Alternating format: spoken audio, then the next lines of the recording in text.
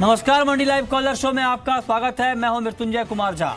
अगले आधे घंटे तक आप हमसे कमोडिटी मार्केट से जुड़ा हुआ कोई भी सवाल पूछ सकते हैं और जान सकते हैं कि आपके लिए बाजार में कमाई के मौके कहां पर होने वाले हैं।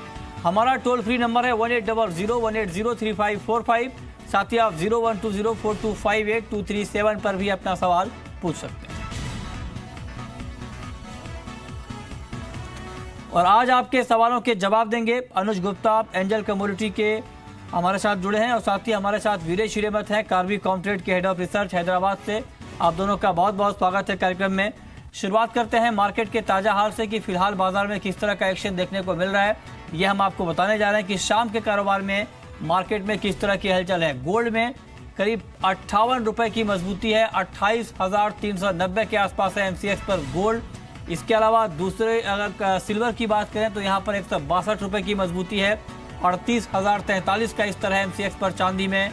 और साथ ही बात करें अगर कच्चे तेल की तो 37 रुपए की गिरावट के साथ 3,000 के स्तर पर फिलहाल मार्केट में ट्रेड हो रहा है। करीब 100% की नरमी है। नेचुरल गैस में करीब 1.5% की गिरावट है, 194 के आसपास यहाँ पर कारोबार होता हुआ दिख रहा है। कॉपर में करीब 1% की तेजी शाम के कारोबार में और 391 के ऊपर भाव यहाँ पर देखने को मिल रहा है। निकल में करीब 6 रुपए की तेजी है, 616 रुपए 20 पैसे के स्तर पर है भाव। और साथ ही बात करें अगर जिंक की तो यहाँ पर 1.25% की मजबूती है, 177 के ऊपर है एमसीएक्स पर जिंक। तो यह आप देख रहे हैं मार्केट का ताज़ा हाल। लेड का भाव करीब 1.5% ऊपर यहाँ पर ट्रेड कर रहा है। यानी आज शाम के कारोबार में मार्केट में थोड़ा बहुत एक्शन लौटता हुआ दिख रहा है। एल्युमिनियम में करीब 45 पैसे की मजबूती इस वक्त आप देख पा रहे हैं। तो ये है मार्केट का ताज़ा हाल कि इवनिंग में किस तरह का ट्रेड यहाँ पर हो रहा है। लेकिन अब आपको बताते हैं कि आज शाम के कारोबार के लिए 3 ऐसी कौन कौन सी बम्पर कॉल होंगी जहां पर आपको आज अगले 6 घंटे में सबसे ज़्यादा मुनाफा मिलने वाला है। ये हम आपको बता रहे हैं। गोल्ड में 28,300 के स्तर पर आप बाई करिए, 28,500 रुपये का टारगेट होगा। 28,150 के स्तर पर आप स्टॉप लॉस लगा सकते हैं। दूसरी महत्वपूर्ण कॉल जहां पर आप कमाई कर सकते हैं, मुनाफा कमा सकते हैं, कॉपर में 389 के भाव पर आप बाई करिए, 395 का टारगेट होगा, 385 के भाव पर आप स्टॉप लॉस लगाएं। और इसके अलावा तीसरी महत्वपूर्ण कॉल जहां पर आप कमाई कर सकते हैं, मुनाफा कमा सकते हैं, गोल्ड। और गोल्ड में 28,270 के स्तर पर कार्वी कॉमट्रेड की कॉल दी गई है और लक्ष्य होगा 28,600 का। लेकिन 28,130 रुपए के स्तर पर आपके लिए स्टॉप लॉस लगाना जरूरी है। तो ये कुछ महत्वपूर्ण कॉल जहां पर आप कमाई कर सकते हैं। मार्केट में ट्रेड करिए लेकिन स्टॉप लॉस जरूर लगाइए। चलिए आगे बढ़ते हैं और हमारे साथ पहले कॉलर हैं स्वप्निल महाराष्ट्र से। पूछिए स्वप्निल। हेलो जी, पूछें सर। आगे शुगर में क्या रणनीति रहेगी जानना चाहता हूँ। आप शुगर में जानना चाहते हैं आगे क्या रणनीति रहेगी। अनुज गुप्ता, क्या भी होगा आपका शुगर के ऊपर? देखिए, शुगर में अगर देखें तो जो डिमांड साइड है वो थोड़ी स्ट्रांग होती हुई दिखाई दी, क्योंकि फेस्टिवल सीजन भी है। हमें लगता है कि शुगर के अंदर very short term point of view से तेजी का माहौल बन सकता है, जो कि ऊपर करीबन 3650 तक लेवल देखने को मिल सकता है, जो कि अक्टूबर कॉन्ट्रैक्ट है एनसीडीएक्स का। मुझे लगता है कि एक तेजी का माहौल शुगर में देखने को मिल सकता है। ओके, आप कह रहे हैं कि तेजी का माहौल यहाँ पर देखने को मिल सकता है, लेकिन टारगेट क्या होगा आपका अनुज? देखिए, इनिशियली जो भाव है करीबन 3590 के आसपास चल रहे हैं। मुझे लगता है कि यहाँ से 40-50 रुपये की तेजी करीबन 3650 तक लेवल देखने को मिल सकते हैं। ओके, ठीक है। वीरेश अहमद, आपका व्यू क्रूड के ऊपर क्या होगा? क्योंकि क्रूड को लेकर आज हमने देखा है कि शुरुआती कारोबार में एक सुस्ती थी, उसके बाद मार्केट में थोड़ी सी रिकवरी आई, लेकिन बाजार एक बार फिर से दबाव में आ गया। और फिलहाल ताज़ा हाल मार्केट का यह है कि अंतर्राष्ट्रीय बाजार समेत घरेलू बाजार में करीब 1% तक की गिरावट यहाँ पर देखने को मिल रही है। मार्केट की अब पूरी नज़र मंडे की मीटिंग पर टिकी हुई है, जब ओपेक और नॉन ओपेक के मेंबर मिलेंगे आपस में उत्पादन के मुद्दे पर। उससे पहले किस तरह का ट्रेड आप क्रूड में रिकमेंड करेंगे? देखिए, ये क्रूड ऑयल की बात की है तो जो मीटिंग या बैठक हो रही है मंडे को दिन में, उसमें कहीं ना कहीं ऐसा एक माहौल आ सकता है कि प्रोडक्शन कट करने के बारे में। इसके बावजूद भी मार्केट एक ओवर सप्लाई है, उसके चलते मार्केट में एक दबाव रह सकता है। उसके अलावा अभी न्यूज मिला है कि ओपेक के जुलाई मंथ का जो आउटपुट था 1.45 लाख बैरल से बढ़ गया है। उसके चलते मार्केट में एक गिरावट का माहौल बना हुआ है। मेरे को लग रहा है मार्केट ओवरऑल प्रेशर में ही लग रहा है। मंडे के नेक्स्ट वीक लिए देखें तो मेरे को लग रहा है अराउंड 2990 या 2850 लेवल देखने को मिल सकता है। हाँ, चलिए हमारे साथ अगले कॉलर गोविंद हैं दिल्ली से। गोविंद, पूछिए अपना सवाल। मेरे पास चना है जी, 10,000 बोरी चना लगा है, उसको मैंने बेचना चाहिए या रोकना चाहिए? 10,000 बोरी चने का स्टॉक है इनके पास। अनुज गुप्ता, इनके लिए आपकी सलाह क्या होगी, क्योंकि जब से फ्यूचर कॉन्ट्रैक्ट में ये कमोडिटी आई है, उठापटक है, अब मार्केट दबाव में आ गया है। करीब आज भी 1.5% की गिरावट के साथ ये कॉन्ट्रैक्ट बंद हुआ है। क्या आउटलुक आप देख रहे हैं चने का? देखिए, आउटलुक की देखें तो फंडामेंटल साइड उतना स्ट्रांग नहीं है। मींस कहीं ना कहीं हमें लगता है कि जो सप्लाई साइड है वो कंटिन्यूस बना हुआ है और माना जा रहा है कि आने वाले समय में जो क्रॉप है वो अच्छी हो सकती है। इंपोर्ट्स भी आते हुए दिखाई दिए हैं, तो हमें लगता नहीं है कि ज़्यादा तेज़ी चने में देखने को मिलेगी। हमारा व्यू है कि चने में एक सेलिंग प्रेशर रहेगा। नीचे अगर हम एक वेरी शॉर्ट टर्म टारगेट की बात करें तो करीबन 5,050 तक या फिर 5,000 तक के लेवल देखने को मिल सकते हैं। हालांकि मुझे लगता नहीं है कि ज़्यादा तेज़ी यहाँ देखने को मिलेगी। जो भी बाउंस बैक मिले, मुझे लगता है कि बिकवाली करके चलना चाहिए। ओके, अगले कॉलर हमारे साथ कृष्ण है हरियाणा से। पूछिए, आपको आवाज मिल रही है? जी हाँ, पूछें।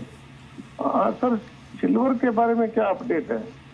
चांदी का रहेगा या आउटलुक? डाउन? हाँ, ठीक है। वीरेश श्रीमत, चांदी का आउटलुक आप क्या देख रहे हैं? क्या करंट मार्केट प्राइस पर आपको लगता है कि चांदी में बाइंग करना बेहतर रहेगा? देखिए, मार्केट ओवरऑल मेरे को लग रहा है एक पॉजिटिव ट्रेंड में रह सकता है, बट ये करंट लेवल बाइंग के लिए रेकमेंड नहीं है। जो भी एक डिप मिलेगा अराउंड 37,700 या 37,800 लेवल जो मिलेगा, वहां पे बाइंग करके जा सकता है। मेरे को लग रहा है मार्केट 39,000 या 39,500 एक्सपायरी तक आ सकता है। ओके, अगले कॉलर हमारे साथ विद्यासागर हैं गुरुग्राम से। पूछिए विद्यासागर। मस्टर्ड के बारे में पूछ रहा जी, लॉन्ग टर्म के लिए क्या है? लॉन्ग टर्म में मस्टर्ड को लेकर के आपका आउटलुक क्या है अनुज? क्योंकि इंपोर्ट में भी इजाफा हो रहा है एडिबल ऑयल के, बुआई सोयाबीन की बढ़ रही है। क्या सेंटिमेंटल इम्पैक्ट और क्या आउटलुक आप मस्टर्ड का देख पा रहे हैं? देखिए, मस्टर्ड के अंदर अगर देखें तो जो ट्रेंड है वो डाउन साइड का है। हालांकि हम पिछले अगर 3-4 दिनों की मूवमेंट को देखें तो मार्केट एक रेंज में फंसा हुआ है। मुझे लगता है कि नीचे करीबन 3650 एक अच्छा सपोर्ट रहेगा। अगर वो ब्रीच होता है लेवल तो हम एक अच्छी करेक्शन देखेंगे नीचे करीबन 3550 तक। ओवरऑल ट्रेंड डाउन है, तो मुझे लगता है कि सेल ऑन राइज करके स्टडी चलनी चाहिए। बाइंग के लिए अभी मुझे लगता है कि वेट करना चाहिए। मार्केट डाउन है तो सेल करके ही ट्रेड करना चाहिए। ओके, आप कह रहे हैं कि मार्केट डाउन है तो बिकवाली करके चलना ही बेहतर रहेगा। इसके अलावा वीरेश श्रीमत, गोल्ड के ऊपर आपका व्यू क्या होगा? गोल्ड का मार्केट आज पूरी तरह से दायरे में ट्रेड किया है पूरे दिन। शाम के कारोबार में कुछ रौनक लौटी है, लेकिन क्या आपको लगता है कि यहाँ से मार्केट अभी और ऊपर जाएगा? जी बिल्कुल मृत्युंजय, मेरे को लग रहा है market overall trend positive side में रहेगा। इंटरनेशनल मार्केटिंग में तो अराउंड $1250 के आसपास चल रहा है। मेरे को नेक्स्ट लेवल लग रहा है $1260 का। ओवरऑल मार्केट में जो भी करेक्शन मिलेगा यूएस मार्केट खुलने के बाद, वहां पे बाई करके चलना चाहिए। आज के दिन मेरे को लग रहा है अराउंड 28,500 या 28,600 लेवल आज के ट्रेडिंग सेशन में देखने को मिल सकता है। ओवरऑल ट्रेंड पॉजिटिव रहेगा, बाई करके चलना चाहिए। ओके, तो आप कह रहे हैं कि ओवरऑल ट्रेंड पॉजिटिव है और बाई करके चलना यहाँ पर बेहतर रहेगा। इस पर आप नज़र रखिए। आगे बढ़ते हैं और अब रुक करते हैं अगले कॉलर का। अगले कॉलर हमारे साथ रघु दास हैं राजस्थान से। पूछिए रघु। हाँ, नमस्कार जी। नमस्कार, पूछिए। गवार के बारे में पूछना है, आगे क्या क्या रणनीति होगी गवार के बारे में? ग्वार के बारे में आप जानना चाहते हैं, क्या आउटलुक है आपका अनुज ग्वार के ऊपर?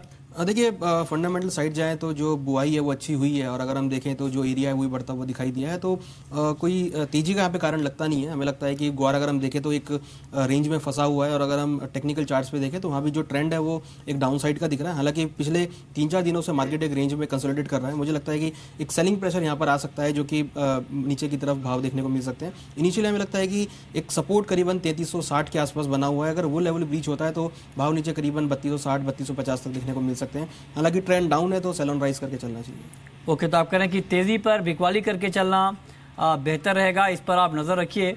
मार्केट में मेटल काउंटर में शाम के कारोबार में कुछ एक्शन लौटता हुआ दिख रहा है। वीरेश श्रीमत, आपकी टॉपिक क्या होगी आज के लिए? मेरे को लग रहा है कि जिंक एक अच्छा काउंटर बन सकता है। मेरे को लग रहा है 117 950 या 180 लेवल या 182 लेवल तक भी आने वाले दिन में ट्रेडिंग करते हुए देखने को मिल सकते हैं। ओवरऑल जिंक एक अच्छा काउंटर अगर बाय करके चलना का रेकमेंड करूंगा। ओके, तो आप कह रहे हैं कि बाय करके चलना बेहतर रहेगा। इस पर आप नजर रखिए। दीपक है एमपी से। पूछिए दीपक। हाँ सर, मेंथा के बारे में पूछ रहा था सर। ओके, मेंथा के बारे में क्या आउटलुक है आपका अनुज? क्या अभी आपको यहाँ से मार्केट और ऊपर जाता हुआ दिख रहा है? देखिए, मेंथा में अगर हम ओवरऑल ट्रेंड देखें तो एक पॉजिटिव ट्रेंड बना है। हालांकि आज मार्केट एक रेंज में ट्रेड हुआ है, बट ओवरऑल ट्रेंड पॉजिटिव है तो मुझे लगता है कि बाइंग साइड में रहना चाहिए। ऊपर अगर हम एक टारगेट की बात करें तो करीबन 990 से लेकर 1000 रुपये तक के लेवल देखने को मिल सकते हैं। तो short term point of view से बाइंग इनिशिएट की जा सकती है। ओके, ठीक है। अगले कॉलर हमारे साथ सीताराम है एमपी से। पूछिए सीताराम। चलिए, सोयाबीन के ऊपर ये सवाल पूछना चाह रहे थे। वीरेश, क्या आउटलुक है आपका सोयाबीन के ऊपर? देखिए, सोयाबीन में देखें तो मार्केट यहाँ से एक कंसोलिडेशन स्टेज में है, कंसोलिडेट हो रहा है, थोड़ा सा पॉजिटिव साइड में ट्रेड करते हुए देखने को मिल रहा है। जब भी अभी लेटेस्ट सोइंग रिपोर्ट मिला है उसके हिसाब से 18% की फीसदी की एक कमजोरी है जो ईयर ऑन ईयर के जो कंपैरिजन के। ओवरऑल कहीं ना कहीं मेरे को लगता है थोड़ा सा नेक्स्ट ईयर के लिए बुआई थोड़ा सा कम रहेगा पिछले साल के कंपैरिजन में। वो कहीं ना कहीं मार्केट में सपोर्ट कर सकता है कि वेरी शॉर्ट टर्म के लिए जो भी एक लेवल मिलेगा एक बार बाय करके चल सकता है। मेरे को लग रहा है अराउंड 3100 या 3150 लेवल आने वाले दिन में देखने को मिल सकता है। ओके, ठीक है, तो इस पर आप नज़र बनाकर चल सकते हैं। लेकिन आज एक हलचल एग्री मार्केट में काफ़ी हुई है अनुज। आज शुरुआती दौर में जीरे में तेज़ी हमने देखी थी और बाजार ने काफ़ी हाई यहाँ पर टच किया था, 19,900 के ऊपर गया था, लेकिन उसके बाद एक तेज़ गिरावट आई हायर लेवल से और कुल मिला के अगर देखें तो ऊपरी स्तर से करीब 500 रुपये तक जीरा गिरकर बंद हुआ है। क्या वजह है? मंडे आप मार्केट की ओपनिंग कैसा देख रहे हैं? देखिए, सबसे बड़ा रीज़न तो मानसून ही है। हमने देखा कि मानसून पूरे भारत में आ चुका है, तो एक सेलिंग प्रेशर एग्री में देखने को मिला है।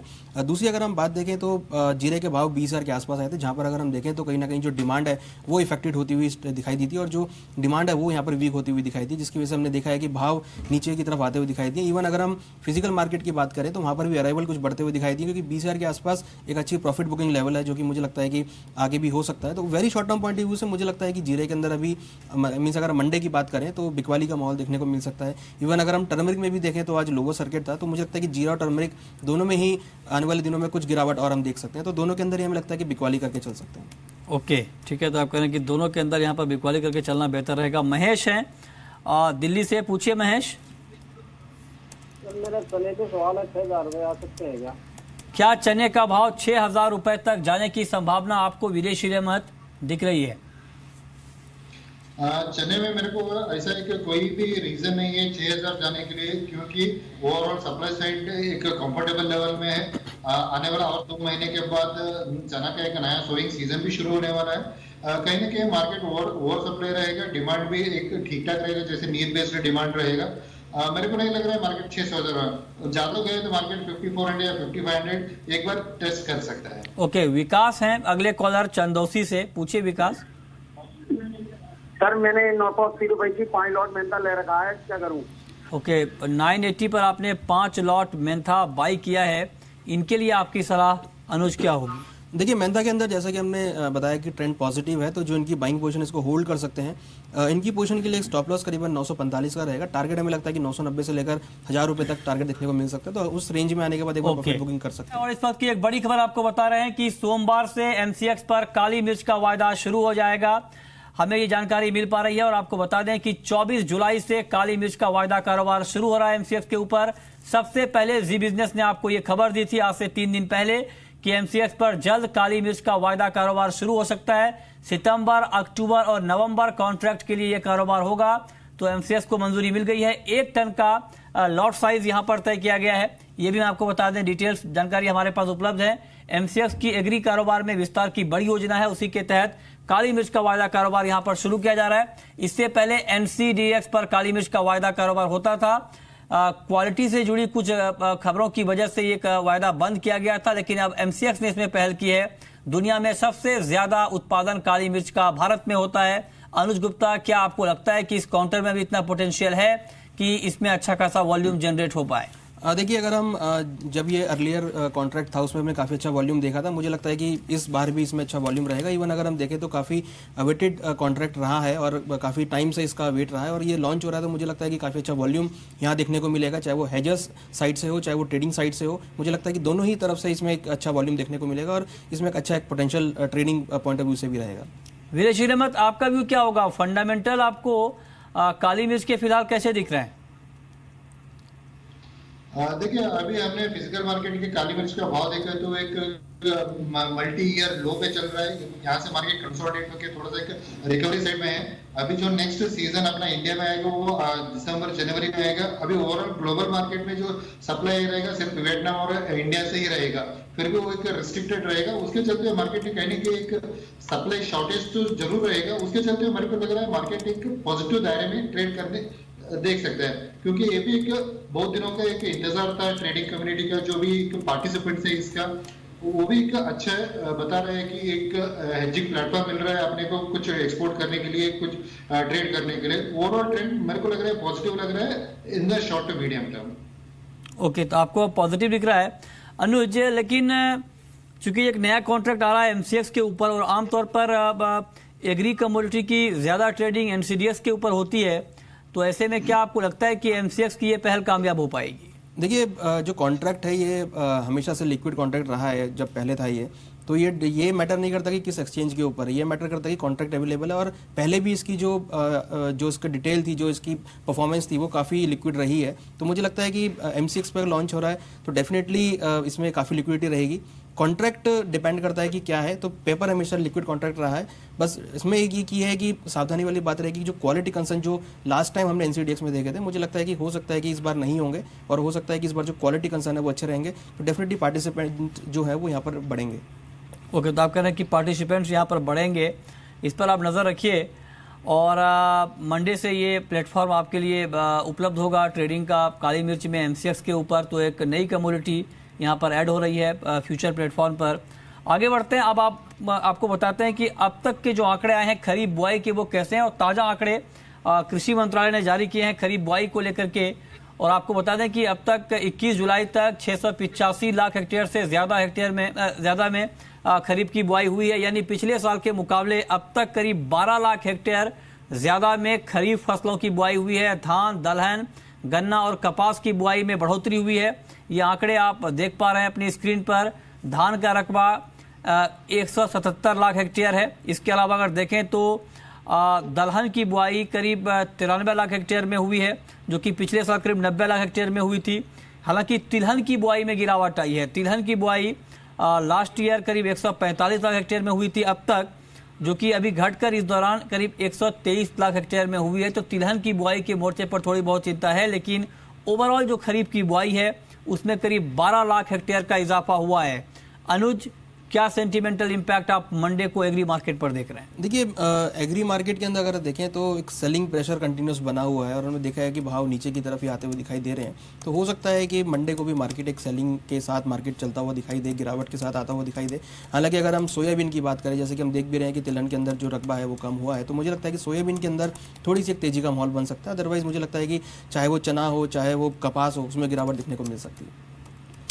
ओके, विदेश हिरमत, आपका कमेंट क्या होगा? क्या इम्पैक्ट आप देख रहे हैं? क्योंकि तिलहन की बुआई घटी है, दलहन की बढ़ी है, और तिलहन में सोयाबीन, मस्टर्ड, सोया तेल पर इसका इम्पैक्ट होता है। दलहन की बात करें तो चने के ऊपर एक सेंटिमेंटल इम्पैक्ट हो सकता है। हालांकि चने की बुआई अभी नहीं होती है, रबी क्रॉप है, लेकिन एक बाकी दालों की बुआई का इम्पैक्ट, सेंटिमेंटल इम्पैक्ट एक चने के प्राइस पर दिखता है। तो आप क्या इम्पैक्ट देख रहे हैं? देखिए हमने ऑयल सीड्स की बात की है तो एक सोयाबीन के जैसे हमने बात किया था, इसका बुआई कम हुई है पिछले साल का मुकाबले में, वहां पर एक पॉजिटिव सेंटीमेंट रहेगा। जैसे हमने पल्सेस की बात की है तो चने के लेकर, चने का होता नहीं है जैसे आपने कहा था। ओवरऑल जो पल्सेस का एकरेज है वो बढ़ा हुआ है। उसका एक कारण है कि जो अच्छा मानसून, और दूसरा एक हायर एमएसपी का, इसके दोनों चलते हुए मेरे को लग रहा है जो आने वाला सीजन में, रबी सीजन में चना की बुआई होगी वो भी अच्छा ही हो सकता है। इसके चलते हुए चना में एक सेलिंग प्रेशर बन सकता है। इसके अलावा जैसे हमने कॉटन की बात की है तो कॉटन का भी एक जो एकरेज है वो बढ़ा हुआ है, उसका भी एक नेगेटिव सेंटीमेंट कॉटन के मार्केट में रह सकते हैं कि आज और मंडे के ट्रेडिंग सेशन में। ओके, तो बुआई में इजाफा हुआ है करीब 12 लाख हेक्टेयर की, और ये ताजा आंकड़े हैं कृषि मंत्रालय के 21 जुलाई, यानी ये आज तक के आंकड़े हैं। अभी अभी हम आपको ये आंकड़े बता रहे हैं, कृषि मंत्रालय ने ये आंकड़े जारी किए हैं। 21 जुलाई तक के बुआई के आंकड़े पिछले साल के मुकाबले करीब 12 लाख हेक्टेयर ज्यादा हैं। दलहन की बुआई बढ़ी है, लेकिन तिलहन की बुआई में गिरावट यहां पर देखने को मिल रही है। देखना होगा इसका कितना बड़ा इम्पैक्ट अगले हफ्ते एग्री मार्केट पर देखने को मिलता है। और इस बीच हमारे साथ विकास है राजस्थान से, सवाल पूछना चाहते हैं, पूछिए विकास। जी सर, मेरे good evening sir. Good evening, पूछिए। मैं ये पूछ रहा था कि मेरे पास गुआर पड़ा है 300 बोरी, उसका भाव 4,000 रुपये आएंगे कि नहीं? ओके, आप कह रहे हैं कि 300 बोरी ग्वार का स्टॉक है आपके पास।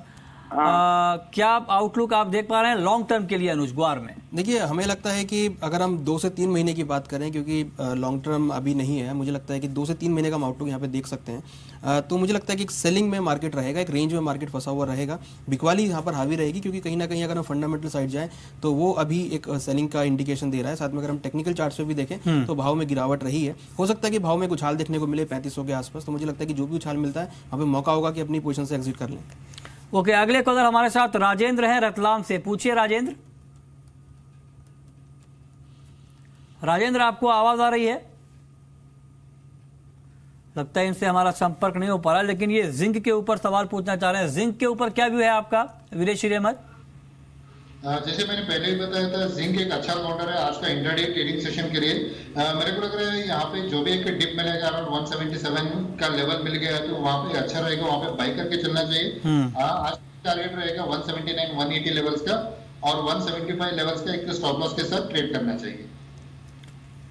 ओके, और चलिए, जो अभी अभी हमने आपको खबर बताई कि खरीफ की बुआई में इजाफा हुआ है, इसके पीछे बड़ी वजह यह है कि अब तक मानसून की चाल काफ़ी बेहतर रही है, और मौसम विभाग ने यह कहा है कि अगले 1 हफ्ते तक भी सामान्य से ज़्यादा बारिश होगी, ये कहा है। और आपको बताते हैं कि खेती वालों इलाकों में अब तक मानसून की चाल क्या रही है। उत्तर प्रदेश में सामान्य के मुकाबले सिर्फ 3% कम बारिश हुई है अब तक, यानी कुल मिला के हालात ठीक हैं।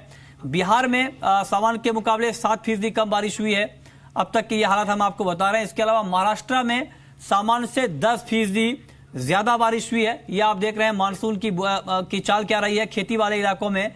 राजस्थान में सामान्य के मुकाबले 19% ज्यादा बारिश हुई है। पंजाब में करीब 10% ज्यादा बारिश हुई है। इसके अलावा तमिलनाडु की बात करें तो वहां पर 18% कम बारिश की रिपोर्ट आ रही है। इसके अलावा आंध्र प्रदेश में हालांकि सामान्य के मुकाबले 26% ज्यादा बारिश हुई है, और इस सीजन में अब तक सामान्य के मुकाबले कुल 2% ज्यादा बारिश हुई है। तो उसका इम्पैक्ट बुआई के ऊपर भी दिख रहा है। कुल मिला के कहीं पर भी बहुत खराब हालत मानसून को लेकर देखने को नहीं मिल रहा है। और मौसम विभाग ने यह कहा है कि अगले 1 हफ्ते तक देश में झमाझम बारिश होगी। 1-2 दिन में गुजरात, गोवा और महाराष्ट्र में भी अच्छी बारिश की उम्मीद यहां पर जताई गई है। अनुज, मानसून को लेकर लगातार अच्छी खबरें आ रही हैं, क्या कोई ऐसा काउंटर आपको दिख रहा है जिसके ऊपर ज्यादा इंपैक्ट पड़ने वाला है नेक्स्ट वीक? देखिए, जो मेन प्रोड्यूसिंग एरिया है, चाहे वो राजस्थान हो, चाहे वो महाराष्ट्र हो, या फिर आंध्र प्रदेश हो, जहाँ पर हमने नॉर्मल से ज़्यादा बारिश देखी है, मुझे लगता है कि वहाँ पर जो कमोडिटी प्रोड्यूस होती है उसमें एक सेलिंग देखने को मिल सकती है। अगर हम गुआर सीड, या जैसे हम डिस्कस कर रहे हैं गुआर सीड, गुआर गम या फिर चना, मुझे लगता है कि इन काउंटर में बिकवाली देखने को मिलेगी। और आंध्र प्रदेश अगर हम साउथ साइड जाएँ तो वहाँ पर जो स्पाइसेस होती हैं, जीरा, टर्मरिक, मुझे लगता है कि उनमें भी बिकवाली देखने को मिल सकती है। ओके, तो ये आप देख रहे हैं कि खेती वाले इलाकों में कितनी बारिश इस सीज़न में, यानी 1 जून से 20 जुलाई के बीच यहाँ पर हुई है। इस पर आप नज़र बनाकर चल सकते हैं। और अब वक्त है रैपिड फायर राउंड का।